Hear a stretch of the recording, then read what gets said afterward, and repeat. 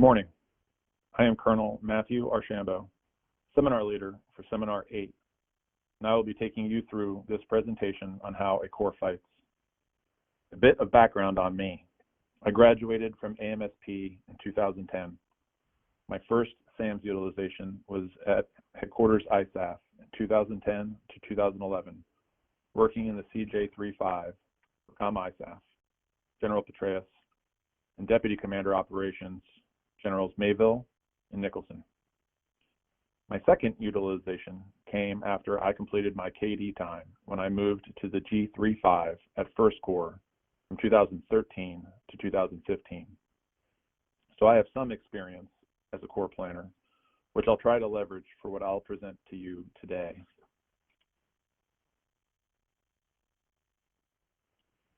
Our purpose this morning is to tackle these enabling learning objectives.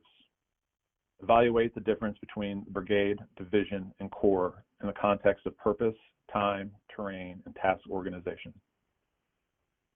And 2, evaluate the corps ability to manage tempo and operational reach through the employment of graphic control measures. Most of you have experience as a battalion or brigade level planner, which is an important building block to be successful as a division or corps staff. However, what we intend to arm you with today is why the differences are important and what they mean for your effectiveness as a planner. To do this, we will investigate and compare the corps in relation to the brigade and division.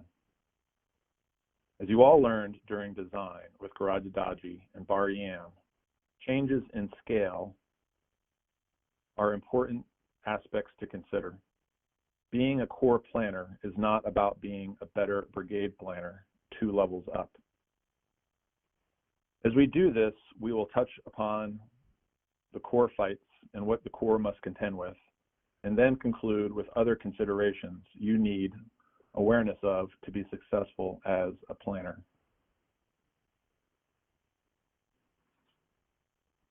Our references for this briefing are as follows. Please note the new FM 394 is available in draft.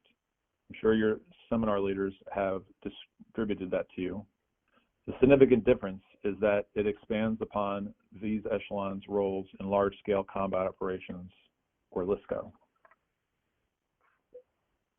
Here are the 4 roles for the Corps Headquarters: Joint Task Force Headquarters, Joint Multinational Force or Land Component Command Headquarters in a campaign or major operations, R4 Headquarters in a campaign or major operation, Tactical Echelon in a large-scale ground combat operations incident to a campaign.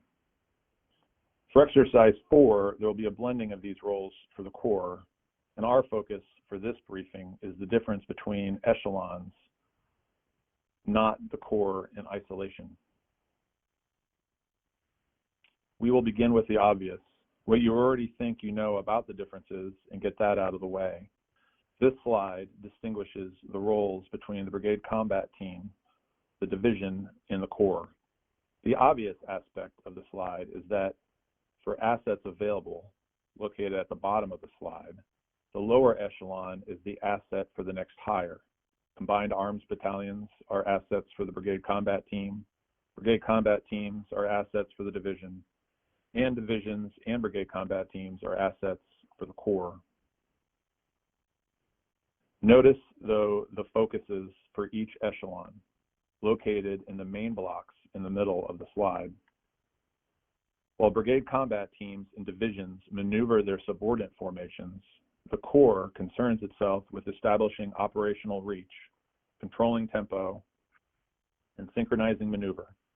There is no maneuvering as a positive task for the Corps. Focusing on the tasking of establishing operational reach, which, as noted in FM 30 or FM 1-02, is the distance and duration across which a unit can successfully employ military capabilities.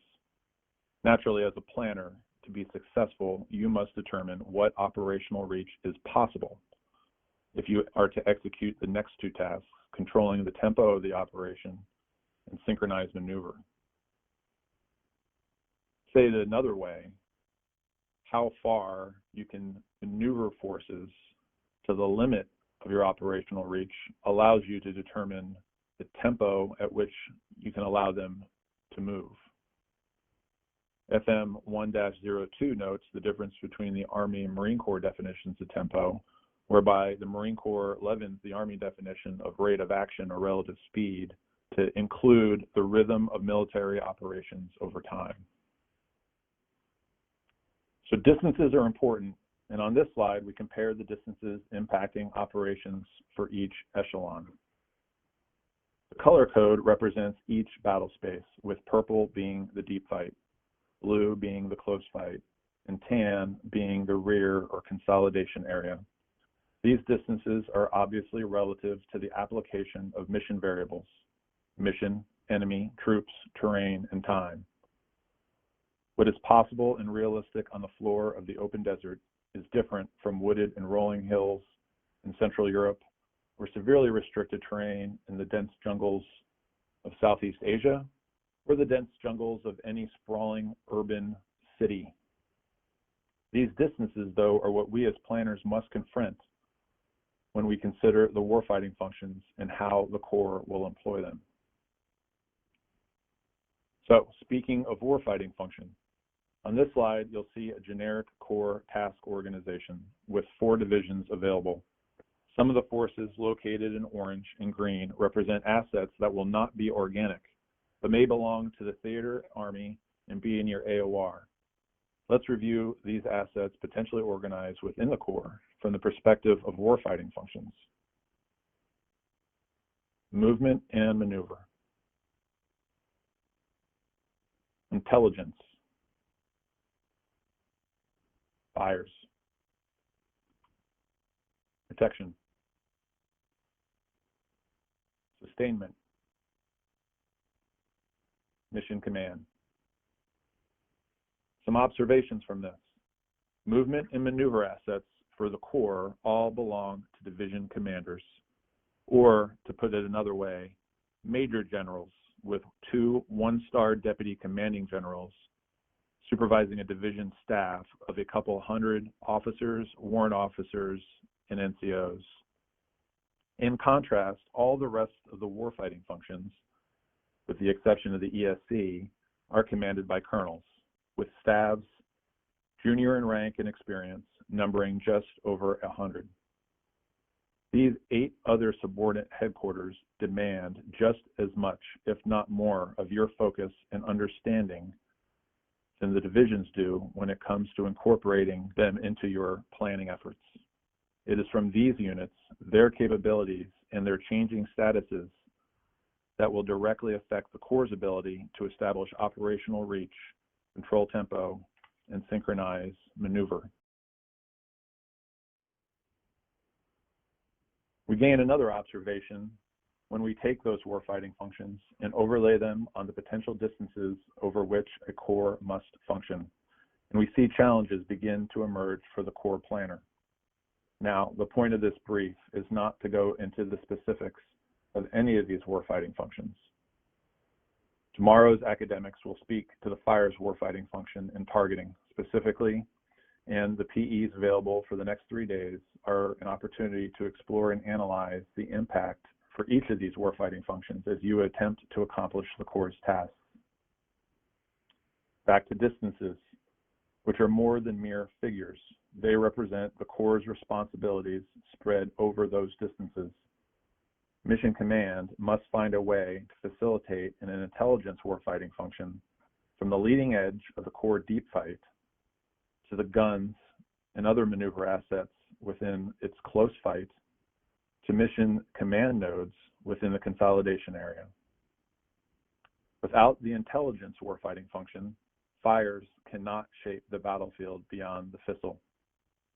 The graphical control measures represented here merely define areas of responsibility without an intent to control a specific fight. But the graphical control measures you will utilize represent your tools for how the Corps command makes decisions. This is more than merely asking the questions of whether one division is moving faster than another, or if the consolidation area is bereft of enough friction that sustainment can sustain the divisions in the fires and protection assets according to the plan. Without your detailed appreciation of what makes this graphic work in accordance with the mission variables of your specific operation, the plan will not be successful. This slide is useful to remind you that an enemy exists to undermine your plans. You'll note that the enemy guns are usually longer in range than our guns, which explains why you'll need to leverage joint assets in order to silence them. The enemy's longer range also explains lessons coming from every CTC with regards to fire mission times. It has nothing to do with the clearance of fires and everything to do with the fact that the U.S. guns are constantly jumping PAAs in order to stay alive. To connect the dots for you, terrain management in either the corps consolidation area, the division consolidation area, or even the brigade consolidation area is absolutely imperative to ensure that jumping PAAs does not take longer than necessary, i.e., that the guns attempt to jump into a piece of land they thought they could occupy, but is in actuality occupied by another unit. That terrain management plan is your responsibility until you delegate the task to a subordinate headquarters. Not all graphical control measures are for the control of maneuver. To deconflict routes, facilitate movement control, land management, as well as dealing with an enemy in the consolidation area requires graphical control measures. So, returning to the corps consolidation area, who will the corps place in charge of terrain management? Remembering that it is not a generic space and that the separate brigade headquarters that are underneath of the corps have junior staffs dedicated to a specific warfighting function, terrain management becomes an additional task a staff must be able to assume, and that the corps must recognize has the capability of assuming. This slide focuses on the units inside the consolidation area. While it focuses upon the number of packs, it does not reflect the actual terrain, the number of roads, what is restrictive or unrestrictive. One entity must be responsible because what happens in the consolidation area directly affects the deep and the close fights. The units occupying the terrain often require the same terrain in order to be able to execute their function. The number of vehicles for a sustainment battalion or brigade is quite numerous and requires enough space for those vehicles to park. The guns that support the close and the deep fight have to be able to occupy enough space and be able to shoot over any trees that are available. These factors are important when considering not only terrain management, but the impact on time. Distances are great facts to brief. However, they only become meaningful when the planner translates them into time and an expectation of when units get resupplied. Those phase lines outlining the corps and division boundaries and all the other attendant necessary phase lines now take on new meaning. As this slide depicts, you, the corps planner, must be thinking at a minimum of 24 hours in advance. And I stress a minimum of 24 hours in advance if you are to properly anticipate requirements for your subordinate echelons. Part of anticipation is being aware of what the division is going to plan against. While you may not provide the division the same level of supervision you would a brigade or a battalion, it is essential you know what to anticipate with their sustainment requirements. This slide, particularly in the lower left-hand corner, provides some things to consider when different operations that the division is going to undertake on behalf of the corps. We're going to transition now to some other practicalities that affect time and your role as a planner. This graphic represents some mission command nodes. The one on the left is the First Corps Maine CP, represented in their SOP when I was a planner there in 2013. 700 PACs worked in that tent complex. You, the SAMS planner, would be in the 1 o'clock position in the plans or FUOPS tent. Think about how information flows in that complex. Contrast that with the division main in the upper right-hand corner, or the brigade talk in the lower right-hand corner. While First Corps organized its FUOPS as a cross-functional team, that did not negate the necessity to physically coordinate with other entities throughout the Corps Maine CP, to include the Intel or SCIF, which happens to be on the opposite side of some concertina wire. While First Corps only maintained a Corps Maine, doctrine establishes that there are other command posts to consider. Each command post could have its own general officer. You, the FUOPS planner, may be at the main or at the TAC. Consider how information flows when the situational awareness or understanding is the same at all three nodes. You and I have not lived in a world where a Corps CP has had to jump. But what happens to situational understanding and awareness when that happens? You, as a planner, must consider that reality in order to be successful. This slide speaks to the critical path and how it supports decision-making. The critical path is more than a mere battery. It is how the Corps will make decisions and provide information critical to the decision makers. Most of you, as SAMS planners, will be going to either plans or FUOPS, the G5 or the G35, respectively. On this chart, you'll be hovering between information and understanding, chiefly responsible for turning information into knowledge, questioning the data provided to you, and providing that at key meetings, read boards on this slide, to the Corps leadership.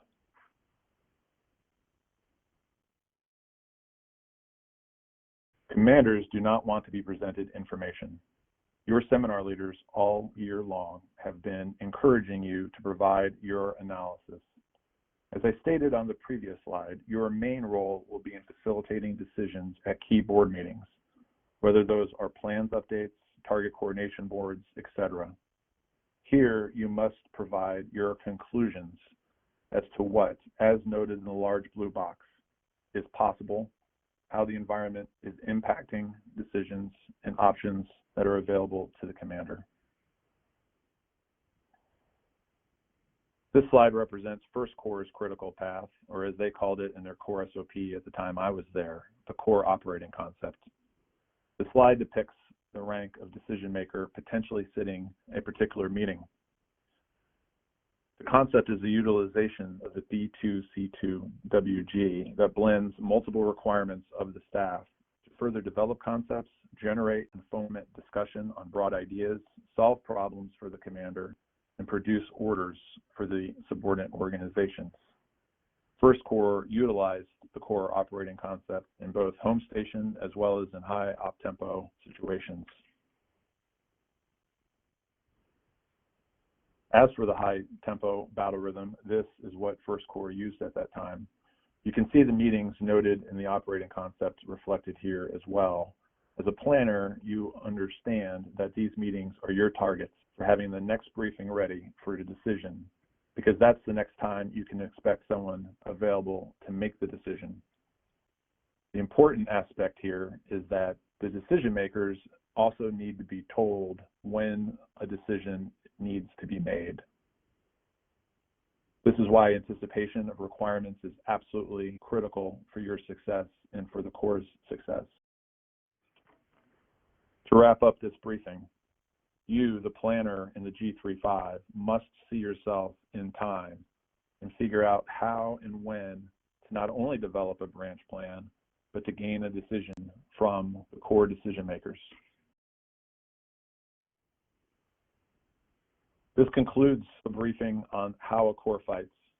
While by no means comprehensive, it hopefully spoke to you with regards to the necessity of understanding as per the enabling learning objectives the differences between a brigade, division, and corps, with specific emphasis on the aspects of time, terrain, and task organization, as well as the importance of the employment of graphical control measures to manage tempo and operational reach. Thank you for your time.